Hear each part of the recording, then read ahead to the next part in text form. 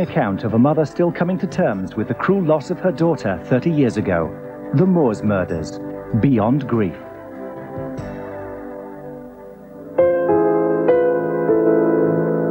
I can never, ever remember Leslie as she was.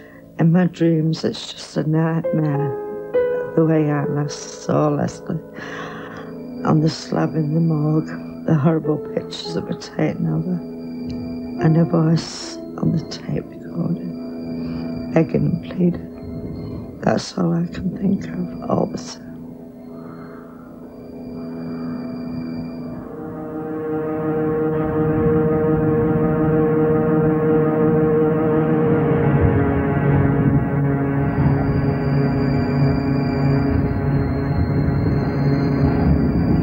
It is a bleak, foreboding place. For many, the name Saddleworth Moor sends a shiver down the spine. For 30 years ago, it was here in the Pennines, northeast of Manchester, that events took place which would shock the nation. The search for children's bodies dominated the autumn of 1965. Hundreds of police and volunteers scoured mile upon mile of open moorland for the bodies which had been buried in shallow graves. In one of the most horrific cases in British criminal history, 27-year-old Ian Brady and 23-year-old Myra Hindley received multiple life sentences for crimes so gruesome they defied belief. Together they had murdered Pauline Reed, aged 16, 12-year-old Keith Bennett, John Kilbride, also 12, 17-year-old Edward Evans, and the youngest victim, 10-year-old Leslie Ann Downey. Of the 5 children, Leslie was the only one known to have been tortured before being murdered. Photographs of her bound and naked and tape recordings of her pleading with her captors were shown in court.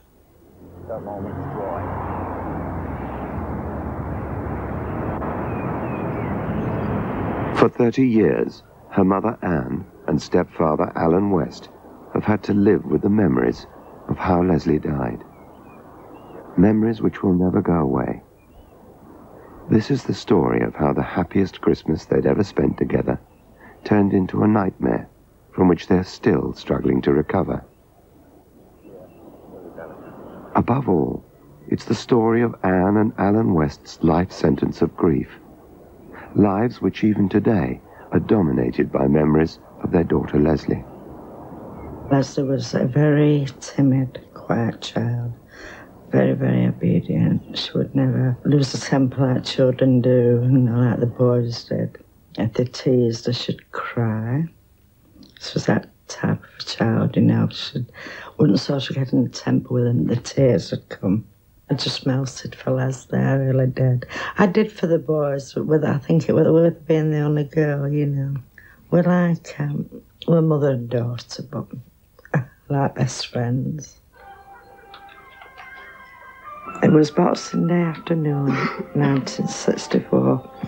I'd been divorced from Terry Downey for 2 years, and now Alan had come into our lives, and the children were already beginning to look on him as a father. I had 4 children, including Leslie. The youngest was Brett, who was only 4. Then there was Tommy, who was 8 years old, a very happy child. And Terry was the eldest. He was 14. And that Christmas he was suffering from a very bad cold. It was one of the happiest years actually in my life, that Christmas with the children. And Alan being in us, of course. It really was. And we loved it, and I thought, well, we're settled here, we're settled for life. Bobby's Girl was on the radio, and I remember Leslie coming running down the stairs into the living room. Oh, will they help me with my sewing? Yes, of course I will. Come on, then. Do it in front of the telly, eh? Come here. That's it. Now, Daisy, what you have to do is keep your stitches nice and small. Are you sure Terry can't go to the fair with us? He can wrap up. I don't think so, doll. It's a bit slushy underfoot, isn't it? Anyway, Mrs. Clark says she'll go with you. She'll keep you company. I think Terry's better off where he is, don't you? Pity perhaps you can come with me tomorrow, Terry. Yeah, maybe. Hey, we're not made of marionettes. Gaspar pays me about as much as Scrooge, if you hadn't noticed. And we sat actually together. And I was showing her how to do it. And she'd begged me to go to that, could she go to the fair? Which normally Terry would have been with her. And she said, well, I know my friend's going with her mummy and their sister, the young one. I'm sure they'd let me go. I said, as long as you're going, Mrs. Clark, I don't mind you going, Leslie. And remember, when you've spent your money, we want you both back here sharpish. Mum's laying tea for 5, and you'll have to get cleaned up after the fair. All right? Okay. Off you go. I was very happy to be that part of the family. You do get fond of children, and in a way I had a little loving for her, being the only girl. But I had love for all the children, but you always had love for one child, especially a special child. The name of it was Silcox. It's a very well-known fairground. And from where we lived, you could see it, actually see it, the big wheel and everything, you know, hear the music.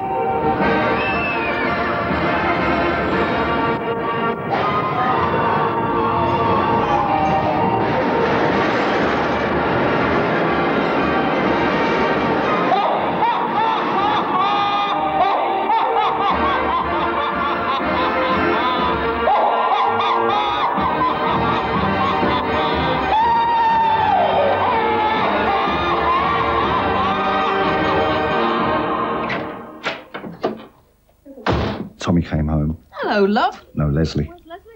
So we said to Tommy, have you seen Leslie? He said, well, I saw her on the fair. Are you with her? And he says, Mrs. Clark's children's home, but Leslie's not with her. On the wall With there. them. So straight away, it's panic. There was panic. Look, you stay, love. Terry, get your coat on. You might come back, so you stay there. Alan and I went to the fair. We asked on the fairground if they'd seen a little girl with very curly hair. Nobody's seen her, nobody remembers seeing her. My nerves were absolutely shattered. Everywhere I looked, I seen Leslie, and it wasn't Leslie.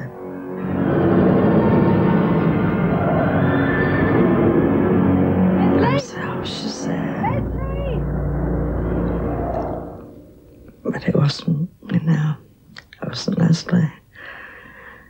And I remember saying to Alan, she's got to be at home now. And Alan said, yes, she'll be home because this wasn't a child that wanted to be in any kind of trouble. But for Terry, the guilt of not going to the fair with his sister was already beginning to surface. It's not your fault, love. Yeah, it is. Look, Terry, will you just stop blaming yourself? I For told heaven's sake, it's you not it your was. fault. If I'd have been with her, Les wouldn't have gone missing, and then everything would be okay. Terry, it's not your fault. Listen, you go home. She may even be waiting for us there. Your mum and I had better go to the police station. All right? Yeah, go on, love. We'll be back soon. You go. See you later. Come on. He loved her so much, and he was blaming himself. And I was trying to comfort him, saying, Terry should be all right, please God. Don't blame yourself for anything. He kept saying, Mum, I should have been with her. Whether I'd got the flu, whether I'd not got the flu, I should have been with her. It was just gone 5 o'clock, and we went to Mill Street Police Station. And as I got in, I was hysterical. Sergeant, a little girl's gone missing. Look, she went to the fair on the Red Recreation Ground, and she hasn't come back. How long? It's about an hour It's ago, about an isn't it? hour ago. Look, Yeah. it doesn't matter how long she's been missing. Look, it's just not like her. Our Leslie's never late. Apart from the fact that it's Christmas and with a number of officers on leave, there's no way we can mount a search for a kiddie that's an hour late home. If we did that every time a child went missing, we'd never have time to do anything else. But it's my Leslie, and my Leslie's never late. Look, it's true. Leslie's never done anything like this before. It's totally out of character. And you're the girl's father? No. I'm Alan West. I live with Mrs. Downey down at Charlie Walk. Look, the best thing you can do is go right home and wait. She might well be there waiting for you by now. 90% of cases like this are false alarms. But, look, but she's just not like that. Please, Mrs. Downey, I'm sure you'll find I'm right. If she's not back by, say, 11 or 11:30, then come back and we'll look into it. I didn't like his attitude one bit. If I'd have thought Leslie was a child that disobeyed and I'd have been 7 or 8 o'clock when she came in, I wouldn't have bothered. I wouldn't have bothered. But knowing what kind of a child she was, I was very, very concerned, very. Well, when we left the police station at Mill Street, Alan was very reassuring, not trying to reassure me, but I knew he felt the same way because he knew Leslie's actions, that she wouldn't do anything to annoy me, or if she said she'd be in, she'd be in. I knew he was worrying, but for my sake, he was keeping calm and trying to calm me down. Whatever I said, it made no effect on Anne. The panic was there, the fear was there. The only way I tried to prove that there wasn't anything wrong was to take Anne back home again, to check to see if Leslie had turned up in the meantime. Come on, Leslie. Come on. Oh, where is she?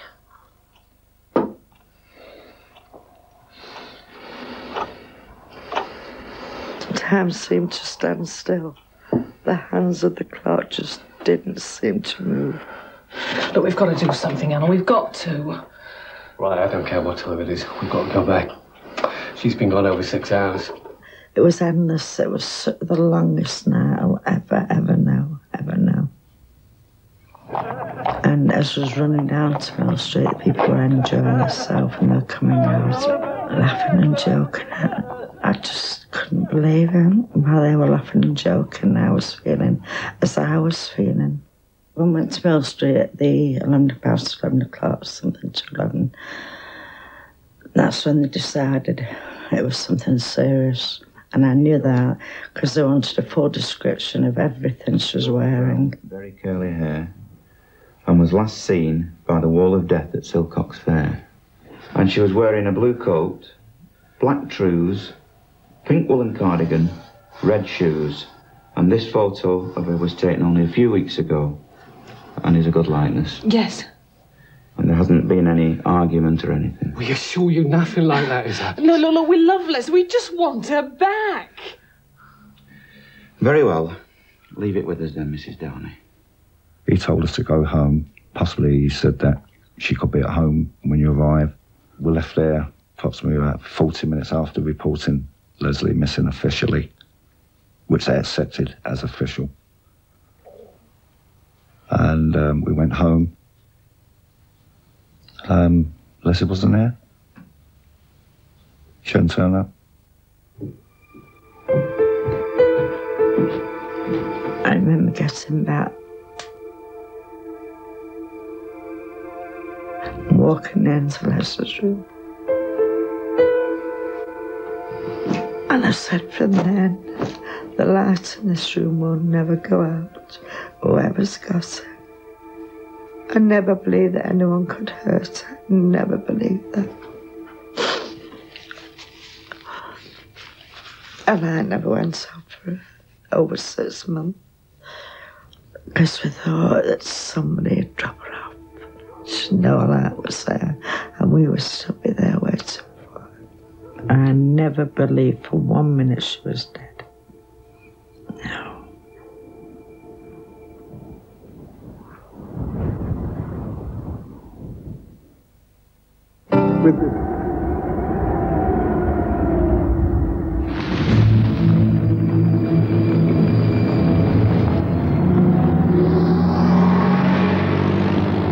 Before the police could mount a search for missing Leslie Ann, her body had already been driven by Brady and Hindley up onto the moors to be buried in a shallow grave. For her family, the nightmare was just beginning. There was something I couldn't believe that was happening to me. I couldn't believe it. I was praying to God that someone had taken her, that wanted a child, that had none, and that they would look after her, as long as nobody hurt her. The day after Boxing Day, there was a knock on the door, It's about 4:30 in the afternoon, 4 to 4:30. I got up out of my chair and answered the door. And there's two men standing there. They introduced themselves as policeman CID. I told them to come in, took them into the house. So they said, do you mind if you and Mrs. Downey would come to the police station? Does Alan ever have to smack the children? No. They separated us and took Alan in one room and took me in another room. And they were suggesting about, you'd heard about bad stepfathers and what they do to children. And I got very, very angry. Oh, come on now, admit it. He gave her a slap and now she's run away. Look, Leslie has never had to have a slap. Look, she's a timid little girl. She bursts into tears if you even raise your voice to her. Is she a forward child? What do you mean? With Alan, is she forward? No, she's not. Look, why are you wasting so much time? Why are you out looking for her? If you'd have started looking for her the moment that we came and reported this, you'd have found her by now. It was horrible, horrible. I said to them, you should be out there looking for my child, not accusing me or my husband, Alan. I felt terrible. I felt they were convincing me that I'd done something, or Alan had done something to Leslie. It seemed like hours and hours. But they were definitely blaming Alan. In my eyes, they were blaming Alan. Lies, lies, lies. It's too late to be the loving stepfather now. Stop telling me lies. You're wasting my time and you're wasting your time. I'm no lie. You're lying, are you? Come on, Alan, tell me you're lying. I'm not lying. Right, let's start from the top. How does Leslie react to you? She looks on me as a father. You're not a father, though, are you? You're only a stepfather. No, but you're not a real father. She loves me. We're friends. Friends, is that all? And do you love her? Yeah, of course I do. But which way do you love her? What you on about? Come on, Mr. West, which way do you love her? Tell me. I don't believe this. Tell me, come on, without lying. Tell you what? Tell me how you love her. What sort of person do you think I am? You tell me. I know what I think. The way the questioning was coming over to me from the police was that I was responsible for Leslie's disappearance. They asked, again, the same questions that put me in the category of the wicked stepfather syndrome, which we'll know there is a lot of wicked stepfathers, also stepmothers about. But I wasn't one of them. I loved her like she was my own. You're lying again, aren't you? Look, why don't you just tell us the truth? You hit her, didn't you? I didn't touch her. It may have been an accident, but you smacked her, and she has run away. I didn't touch her. Just admit it! I'm telling you the truth, can't you? Admit it! I didn't touch her. The questions. Did you smack Leslie? Have you hurt Leslie? Where have you put Leslie? This was going on and on and on. And I'm sure that if the questions was carried on much longer, I would have admitted to something which I never did.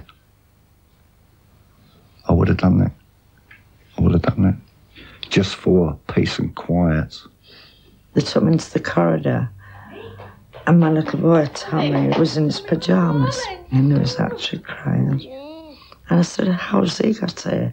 You didn't bring him down with us. He said, oh no, we wanted to question him. I said, how dare you do that without me being there? I said, oh, we can do. We wanted to know off Tommy and I, had Mummy or Alan done anything to his sister? The interviews may have been over, But for Anne and Alan, there was more to come. As I said, Mr. West, we'd just like to take a look around, if you don't mind. Look, we're tired. Can't we just leave this? We'll take a look upstairs first, all right?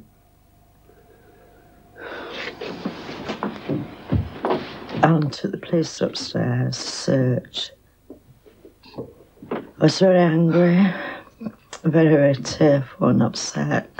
At the time, one of the officers said to me, well, if you or Alan come clean now, it'll all be over and done with for you. I said, we've nothing to come clean about. All I'm interested in is you finding my child who is missing.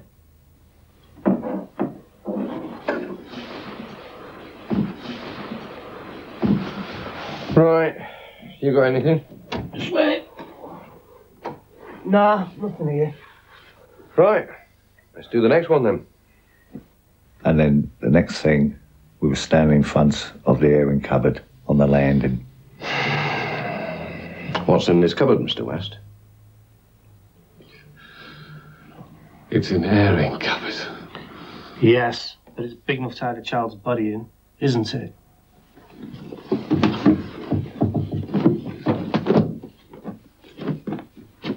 Happy? Seems clear. Where do you keep your rubbish, Mr. West? The rubbish from the flats goes down a chute into some sort of skip. How many times have I got to tell you we didn't kill her? We don't know where Leslie is. That's why we came to you. What's up, Dad? It's all right, Terry. Go back to bed.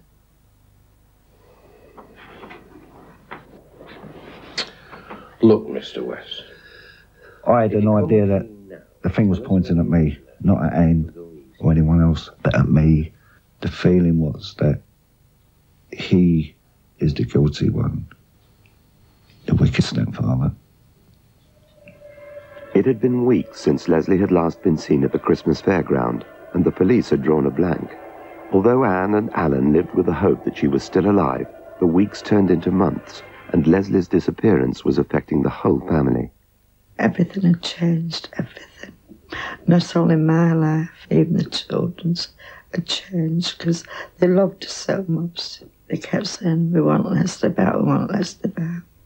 In the October time, I was watching television, Alan and I, and Terry. The two boys were in bed, and there was a news flash come on.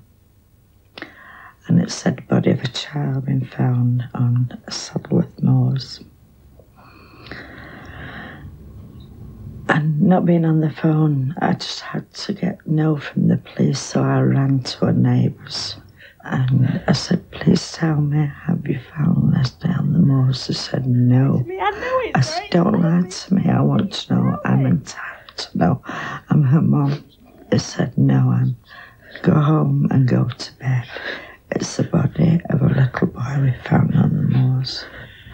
And it was such a relief to hear that. Not Leslie. I was overjoyed, but it wasn't Leslie, thinking it wasn't Leslie. But the next morning, I'd been doped up, and I felt Alan getting out of bed and then going over to the window.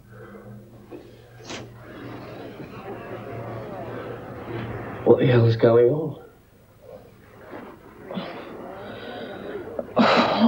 What is it, love? What's happening? It's the press in. The street's full of them.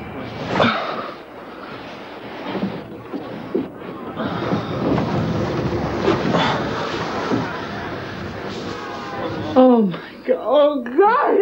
Oh. I knew then that the police had been lying to me. I knew. Don't jump to conclusions. Don't mean to say it's all Leslie. They could be here for anything. Please. Please, love. He said, you don't know for sure, Anne. Put his arms around me. He said, don't carry on so. We won't know until we're here officially.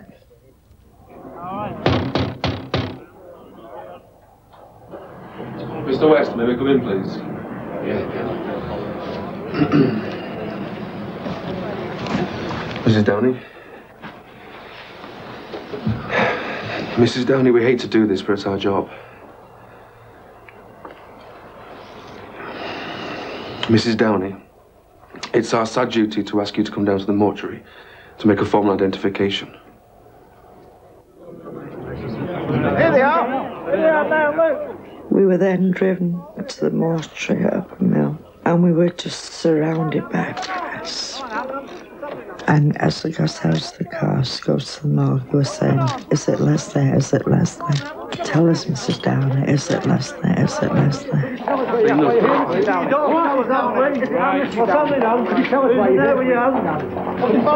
They rushed me and I went to a room. Told me to be as brave as possible. It was very, very, very, very cold. I just couldn't keep still. I was shaking from head to toe. God. This way, Mrs. Downey.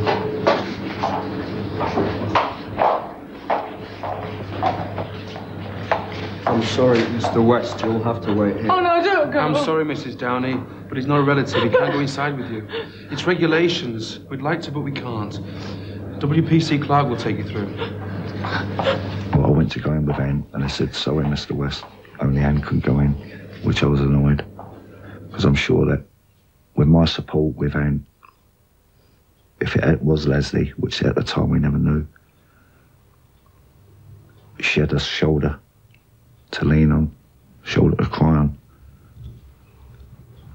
But they won't accept this. I was guided deeper into that terrible place. Would you like to go through now? The smell was horrible. It was like very, very musty, damp smell. And something had rotted. I don't know where it rotted.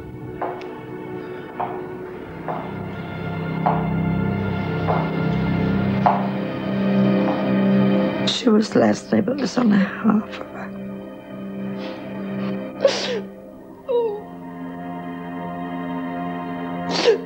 When I looked at Leslie, what there was of her, she looked peaceful.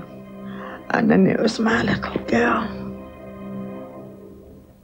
But I did wonder how she died. I was hoping and praying she had died of shock. That's what was my hope. And my prayer that she died of shock with being with strangers or whoever had done whatever they had done to her. Within a few minutes, I heard Anne screaming, crying. I knew that it was Leslie. But I was bitter to put someone through what Anne had to go through. There's no need for it. No need at all. I mean, she suffered 10 months. When we came out, there must have been 50, 60 plus police reports all over. I guess I knew it was Leslie, and yet they were all screaming and shouting, is it Leslie? How do you feel? Is it Leslie? Answer me. Cameras flashing away, bulbs going, shouting. It was more like a lynch mob, but it was such annoying that they should intrude. Should have felt something, especially for Anne and the family. But there was no compassion there at all.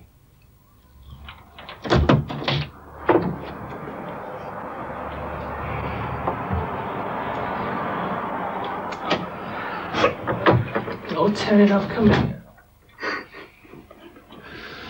Oh, Lord. It's all my fault, Mum. And I remember him saying to me, Mum, why did they lie to you? Why did they say it was a little boy? He kept repeating, it should have been here today only for me. And I was consoling, don't blame so Terry. But it was uncontrollable.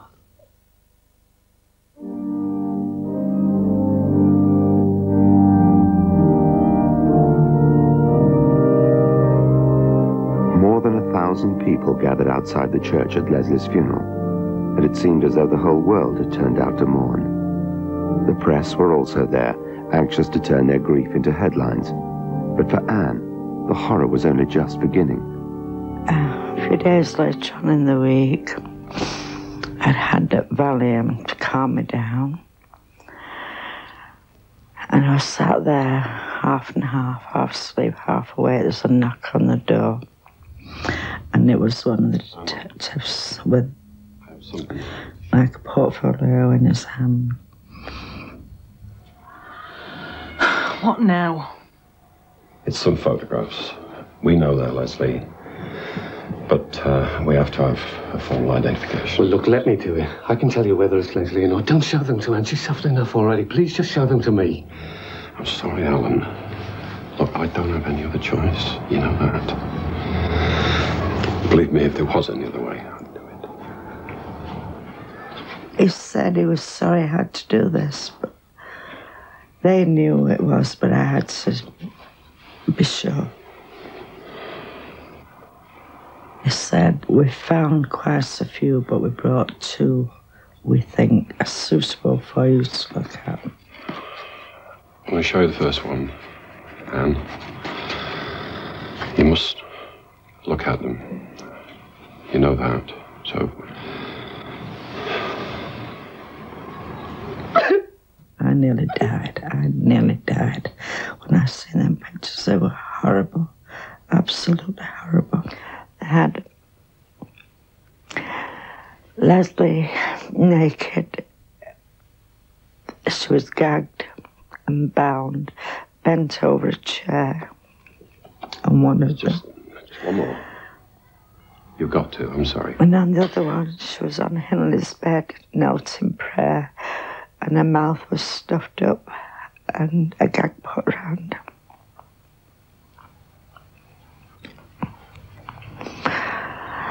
Oh, God. Do you identify her as Leslie, Mrs. Downey?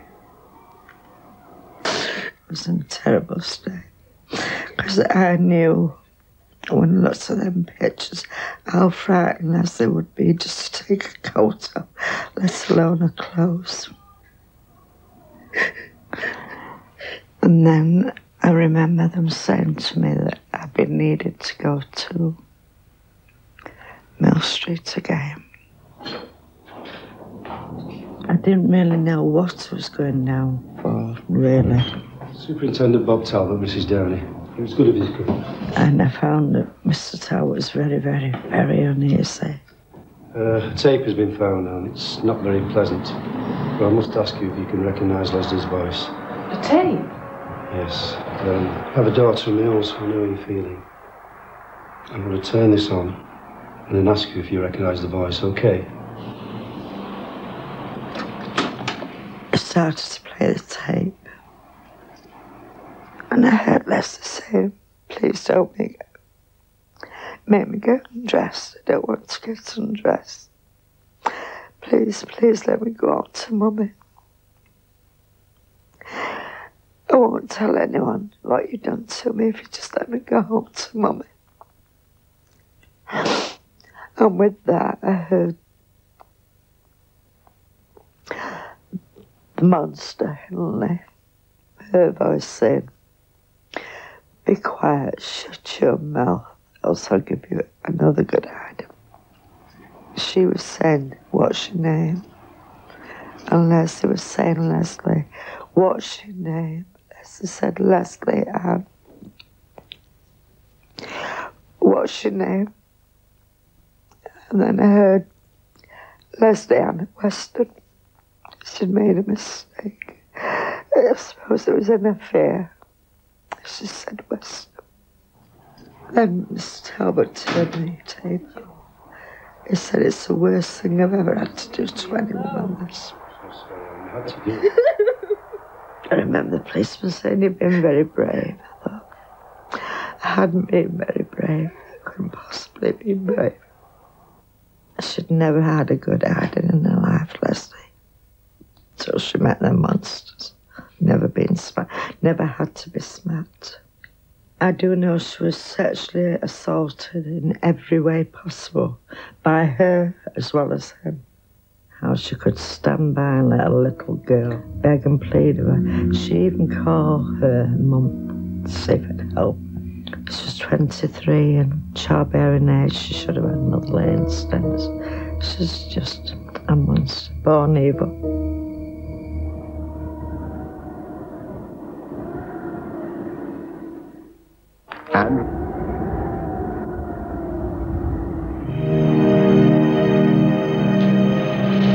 Time has done nothing to diminish the public fascination with the Moors murders. No other crime has produced a couple as depraved and sadistic as Ian Brady and Myra Hindley. And never before in criminal history had a woman participated to such a degree in the sexual torture and killing of children. It was the trial of the century. As the suspects were driven to the courtroom, public feelings were running high. The death penalty had been abolished only 5 months before, so an angry public knew that neither of them would be sent to the gallows. Instead, Ian Brady received 3 life sentences and Hindley 2 life sentences plus 7 years. To their family and neighbors, Brady and Hindley were a quiet, devoted pair who were always in each other's company. But Ian Brady had a criminal history which began at the age of 13. By the time he met Myra Hindley, he was clearly psychopathic and obsessed with the history of torture, sadism, and Nazi atrocities. Myra Hindley, on the other hand, had been a fairly devout Catholic, but with Brady's influence, she soon cast aside the rules which had guided her and entered into the kind of sadistic pleasures her lover offered. The tape recording made by the killers was to be the most disturbing exhibit ever brought before a British court of law. Myra Hindley could be heard encouraging Brady in the torture of Leslie Ann, and as it played to a stunned jury, several people, overcome with emotion, left the courtroom. The recording convinced the jury that Myra Hindley was an equal partner in the couple's terrible crimes. As the killers began their life sentences, for Anne and her family, their life sentences of grief were only just beginning. People cope grief in different ways. After I buried my daughter, Leslie, as always, I lent on Alan a lot. But he was always having to get the doctor out to give me injections because the pills I was on at the time weren't strong enough for me. I'd wake up screaming. All I could see was the morgue and Leslie and hear them horrible tapes. I felt that one of us has got to be strong. It's hard to do, so I had to put a false face on. Tried to carry on as the best we could. Tried to have a laugh and a joke, which obviously was all false anyway. I think Anne knew that. In the early 1970s, a TV campaign was broadcast encouraging families to adopt children. For Anne and Alan, it was a glimmer of hope and an opportunity to fill the emptiness in their lives. And then I talked about it, I said, well, go for it, you know. I've got lots of love in me. But I was saying it must be a little girl, building my hopes up. And we did get forms, and I also had a lady come to visit me and asking me all kinds of questions, and Alan was in work, he had a good job, and she said, oh, that'll be fine, and we'll think about it. Because so later she come back, but on certain occasions she was a different woman entirely. Can I get you a cup of tea? No, thank you. Mr. and Mrs. West, am I right in saying this is our 3rd visit? And you were hoping for a little girl? Why didn't you tell me who you are? What do you mean? I mean, why didn't you tell me who you are on the application form for the adoption? We don't understand. You deliberately hid the fact that your daughter was murdered. You should have mentioned this on the application form where it says other remarks. It is important, you know. You mean you're going to turn us down? I'm sorry. Look, we didn't The whole world was against me. Are they blaming me for Leslie dying? I've lost a child. I said, and no other child in the world could take Leslie's place, but at least I could offer a child a good home and lots of love. Well, I was very, very, very upset, crying, because I felt as though she looking at me as though I've hurt Leslie, that I wanted it to happen, you know. I should have been more careful with Leslie, and it made me ill. It really made me ill. I can never, ever remember Leslie as she was. In my dreams, it's just a nightmare, the way I last saw Leslie on the slab in the morgue. That's all I can think of. I wish she would appear to me. I've wished it now for nearly 30 years. Anxious to remember Leslie as she was, Anne met with the well-known medium Doris Stokes. Although there were doubts in her mind, it was a chance at least of making some sort of contact with Leslie. Anna and I agreed that we should go down, and went down by train. And we got there, and she said, "You've come a long way, love, but I don't think I can help you." So I have got a little girl been murdering me all morning called Leslie, but it's not your Leslie. Don't upset yourself. I was so downhearted, I didn't know what to do. She said, "She's here now, she's here now." She said, "She's giving another name, it's Downey." I said, "Well, actually, her name was Downey." I said, "You know, Alan is my second husband." I had my doubts, I really had my doubts. But then she went on to tell me there's a man up there with a call Bill. Leslie's safe with her granddad, Bill. And he even mentioned the name of the street where I was born that had been down 40 years that Doris Stokes couldn't possibly have known about. Leslie came through to Doris and said, "Tell Mummy to stop crying. She's going to really make herself ill. And I don't like to see her crying all the time." She said she was a very, very bad woman. Myra, she called her. I can assure Mummy that she will never, ever come out of prison, ever. And it has come true. She has got a life sentence now, Henley, and she won't come out. The session with Doris Stokes had reconfirmed Anne's faith in God, and that Leslie would be waiting for her in heaven. I've had no life since I lost Leslie. We were a very, very happy family when Leslie was alive. Very happy families, happy-go-lucky. But my life now, each and every night and every day, I am indoors. Unless I go out in the car shopping with Alan to get the groceries, I am indoors every night. Every night. I have no life. I'm in my prison. This is my prison. I'm serving my sentence here. For what Hindley and Brady did to Leslie, I mean, they never only just killed her, they tortured her. She could have been married. She'd have had children. It just wiped out generations, and they can never be replaced.